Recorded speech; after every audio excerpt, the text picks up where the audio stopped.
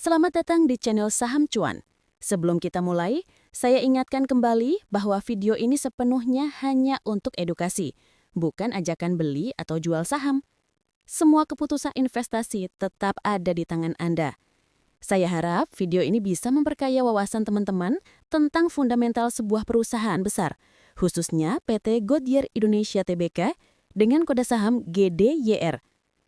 Video ini dibuat pada tanggal 1 Oktober 2025 atas permintaan dari sahabat kita, @peluangbisnis8561. Jadi mari kita mulai perjalanan analisa kita kali ini. Profil dan sejarah perusahaan. PT Goodyear Indonesia Tbk berdiri pertama kali pada 26 Januari 1917 dengan nama NV Goodyear Tire and Rubber Company Limited. Artinya, perusahaan ini sudah berusia lebih dari 100 tahun. Kemudian pada tahun 1977, perusahaan resmi berganti nama menjadi PT Goodyear Indonesia Tbk. Goodyear Indonesia adalah perusahaan ban pertama di Indonesia yang bergerak di bidang manufaktur, ekspor, impor, dan distribusi ban dalam, flap, hingga produk turunan karet lainnya. Goodyear sendiri merupakan salah satu merek global ban terbesar di dunia yang berasal dari Amerika Serikat. Dengan pengalaman global, GDYR punya keunggulan dari sisi teknologi, brand, dan jaringan distribusi. Produk ban Goodyear digunakan untuk kendaraan penumpang, truk, bus, hingga kendaraan off-road. Struktur kepemilikan saham. Mari kita lihat siapa pemegang saham terbesar GDYR. The Goodyear Tire and Rubber Company. 348,50 juta lembar, setara 85% kepemilikan. Masyarakat non-warkat, 57,08 juta lembar atau 13,92%.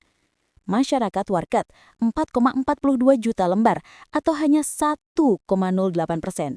Artinya, mayoritas saham dikuasai oleh induk Goodyear dari Amerika Serikat. Free float yang hanya 13,92% ini berdampak pada likuiditas saham GDYR di pasar, seringkali tidak terlalu ramai ditransaksikan. Namun sisi positifnya, perusahaan punya dukungan kuat dari induk global. Laporan keuangan dan kinerja fundamental. 1. Pendapatan atau revenue. Revenue trailing 12 months TTM per Juni 2025 mencapai 2,866 triliun rupiah. Kalau kita bandingkan, tahun 2024 2,785 triliun, tahun 2023 2,269 triliun, tahun 2022 2,566 triliun. Artinya ada ternaik stabil meski tidak terlalu besar. Khusus Q1 2025, revenue 766 miliar rupiah dan Q2 614 miliar rupiah. Kalau dibandingkan dengan Q2 2024 sebesar 665 miliar rupiah, berarti revenue turun sekitar 7,7% YoY. Jadi secara tahunan membaik, tapi triwulan terakhir agak melemah. Profitabilitas. Gross profit TTM 284 miliar rupiah, EBITDA 228 miliar rupiah. Net income 56 miliar rupiah. Kalau kita hitung margin, gross profit margin 12,56%, operating margin 2,39%, net margin hanya 1,36%. Artinya margin laba sangat tipis. Industri ban memang padat modal, biaya bahan baku tinggi, dan kompetisi ketat. Laba bersih net income. Mari kita lihat pergerakan laba bersih tahunan. 2016, 22 miliar rupiah, 2017, min 12 miliar rupiah atau rugi, 2018, 7 miliar rupiah, 2019, min 4 miliar rupiah atau rugi, 2020, min 104 miliar rupiah atau rugi besar akibat pandemi, 2021, 35 miliar rupiah mulai pulih, 2022, min 46 miliar rupiah, laba lagi, 2023, 87 miliar rupiah, laba, 2024 99 miliar rupiah naik, 2025 TTM 58 miliar rupiah menurun. Jadi, fluktuasi laba sangat tinggi. Perusahaan sering untung lalu rugi.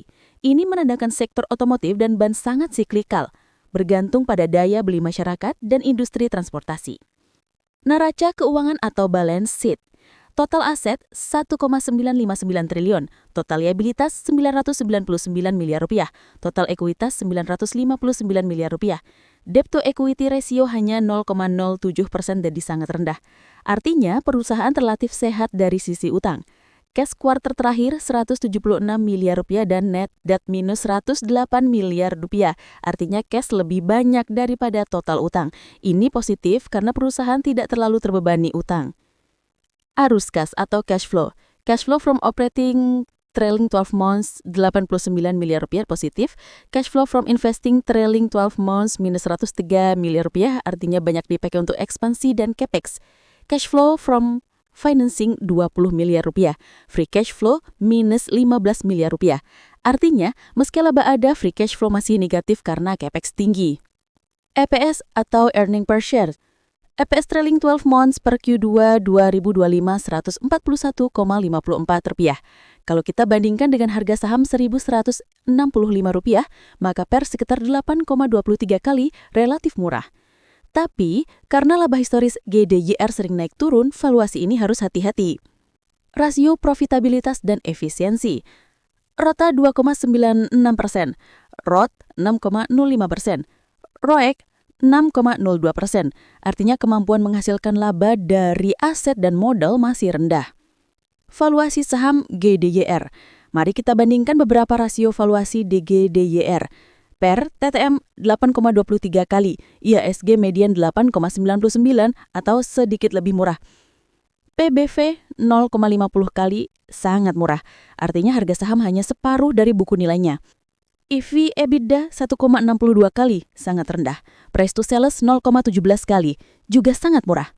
PEG rasio 0,62 kali menarik untuk valuasi growth. Kesimpulannya, secara valuasi GDYR terlihat murah, tapi perlu dicatat murah belum tentu bisa naik cepat karena laba perusahaan sering fluktuatif. Dividen dan kebijakan. GDYR terakhir kali membagikan dividen pada 2017 sebesar 13,47 per lembar dengan dividen yield sekitar 0,79%. Setelah itu perusahaan tidak rutin membagikan dividen.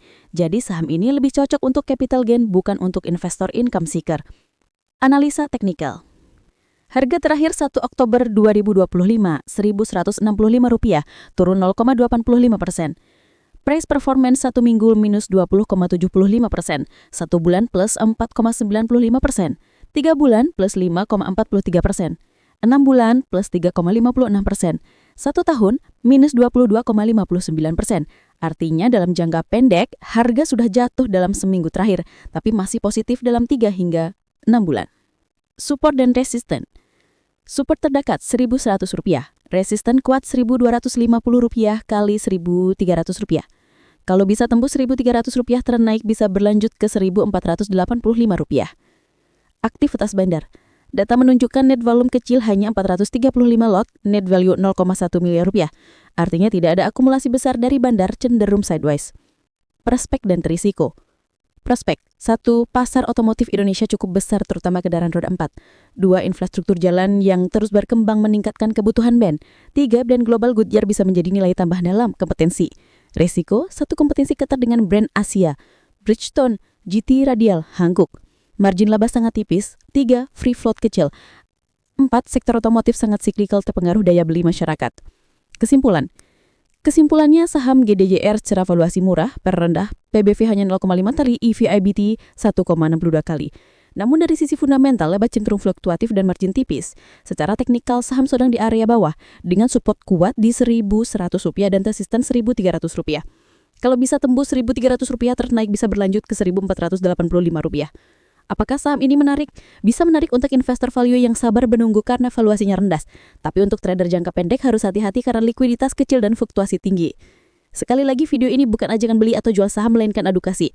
Semoga analisa ini bisa menambah wawasan teman-teman semua. Terima kasih sudah menyimak, sampai jumpa di video analisa berikutnya hanya di channel Saham Cuan.